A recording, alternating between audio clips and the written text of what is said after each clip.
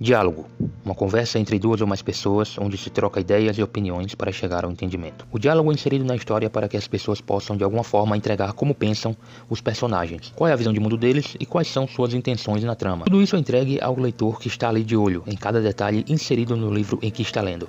Então nesse vídeo eu vou dar um guia completo e definitivo para você que está escrevendo tanto um livro, quanto um roteiro ou qualquer outra coisa, e não consegue pensar em bons diálogos. Diálogos que dão uma importância maior para a sua trama. Antes de começar a escrever seus diálogos, você precisa entender de uma vez por todas que o diálogo precisa ser inserido na história com a intenção de movê-la para frente.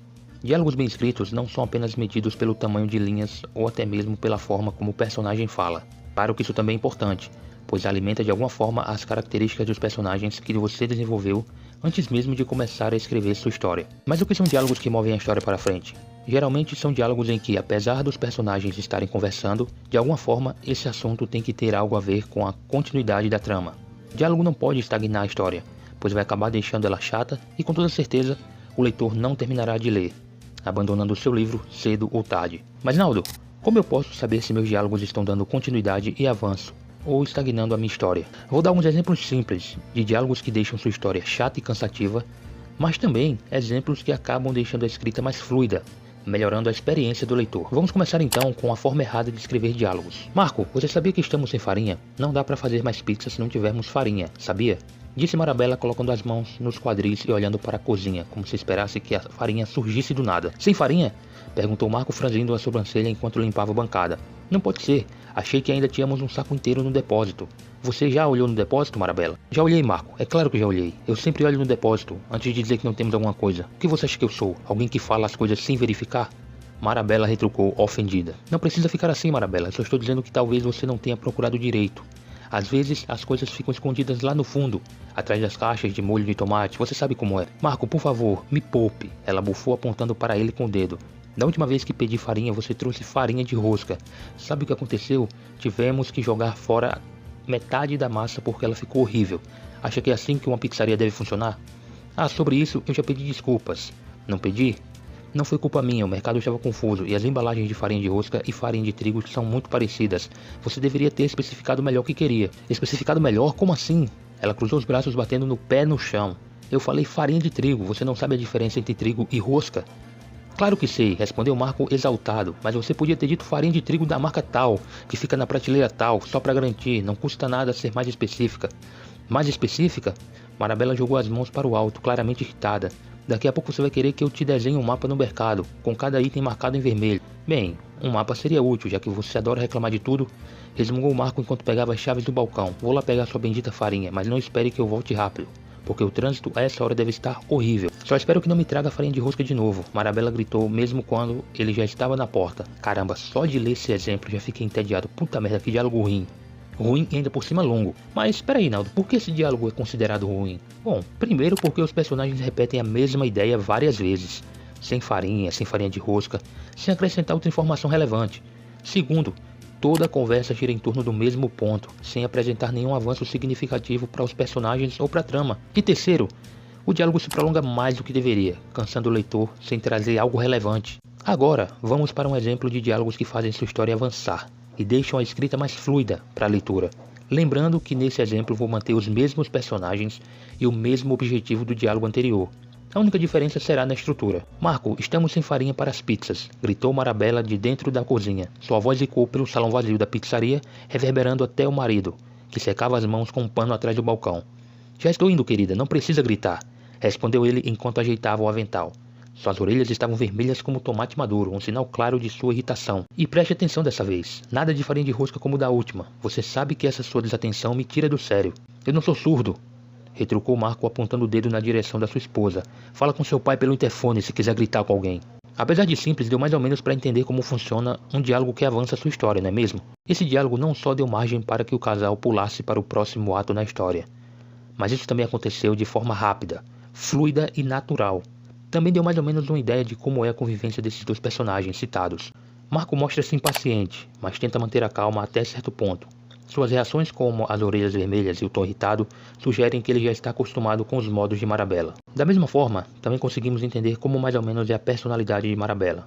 Exigente, controladora e com uma personalidade forte, demonstrada pelo tom firme e pela forma como é descrita em suas ações. Aqui eu tranquilamente poderia pular para outra cena, em outro cenário, com outros acontecimentos, já que em poucas linhas de diálogo eu consegui fazer com que os personagens tivessem um pequeno desenvolvimento e já abrisse margem para um avanço na trama, além, é claro, de eu ter simplificado para o leitor.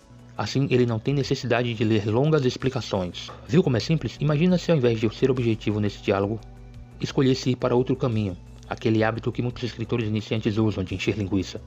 Obviamente, o primeiro exemplo cairia como uma luva. Agora que já entendemos como escrever diálogos do jeito recomendado, sem enrolação, está na hora de eu te falar 3 tipos de diálogos que, de forma direta ou indireta, também servem para desenvolver sua narrativa, sua world building e, claro, seus personagens.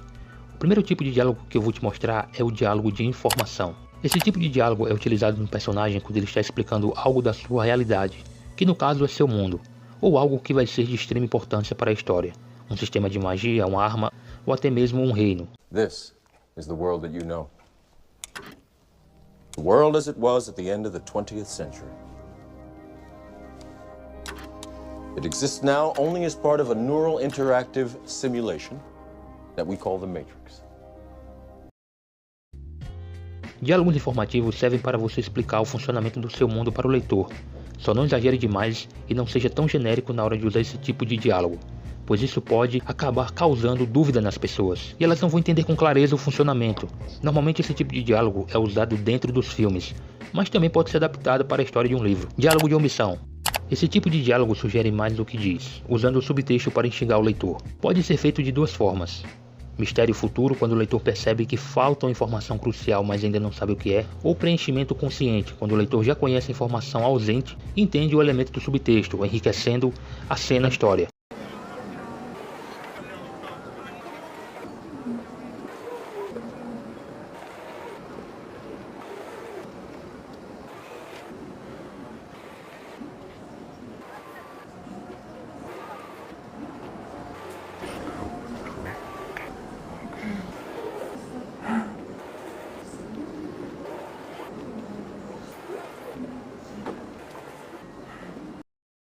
E por último, o diálogo de opostos, ou também pode ser chamado de diálogo não linear. Se você é escritor iniciante, esse tipo é o menos recomendável, pois nesse estilo de diálogo uma pessoa está falando de uma coisa e a outra pessoa está falando de outra coisa completamente diferente. Isso significa que o assunto que essas pessoas, que no caso são os personagens, estão conversando, precisa ser um assunto relevante para a trama. Claro que eu estou usando de exemplo sua história, até porque em filmes esse tipo de diálogo é muito usado, porém estamos falando principalmente de diálogos para livros.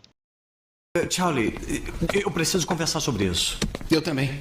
Se eu não fizer alguma coisa sobre esse site, eu vou ter que me mudar para a Pensilvânia e ir atrás das religiosas. Judith quer se reconciliar e eu sonhei com esse acontecimento, mas agora que ele tá aí, eu não sei se é isso que eu quero. Eu acho que quem fez esse site tem que ser alguém com quem eu saí pelo menos uma vez. Seria ótimo pro Jake ter os pais na mesma casa, pra não dizer que sem pagar pensão eu vou poder voltar a cortar o cabelo no salão. Eu estou pensando seriamente em cortar as casadas, as que não falam a minha língua e aquele bando a quem eu não fui apresentar. Eu tenho que fazer uma lista, os prós e os contras de voltar com a Judith. Quer saber? Eu vou fazer uma lista. Ainda bem que conversamos. Tô sempre do teu lado. Eu também. Também existem outros tipos de diálogos, mas eu achei que seria melhor eu passar só esses 3. Até porque esses estilos são os que mais se encaixam em histórias literárias. E por falar em diálogos, deixa eu te fazer uma pergunta importante. Você já é inscrito aqui no canal? Não? Então tá esperando o quê, pô? Se você tá curtindo esse conteúdo e chegou até aqui, dá essa moral e se inscreve agora. Garanto que você não vai se arrepender, porque o canal tá só começando e tem muita coisa boa vindo aí. Fechou? Então já clica aí e bora continuar pro vídeo. Os diálogos não podem ser escritos de todo jeito, sem planejamento. Quando estiver escrevendo os diálogos de sua história, imagine que é o seu personagem falando, baseando nas características que você adicionou na hora que o desenvolveu. Espero que você tenha gostado do conteúdo. E não esquece de deixar o like também, viu? Claro que antes de encerrar o vídeo, eu venho te desejar um 2025 repleto de conquistas. E que você possa alcançar voos altos. Beleza? Então é isso. Nos vemos no próximo vídeo. Valeu!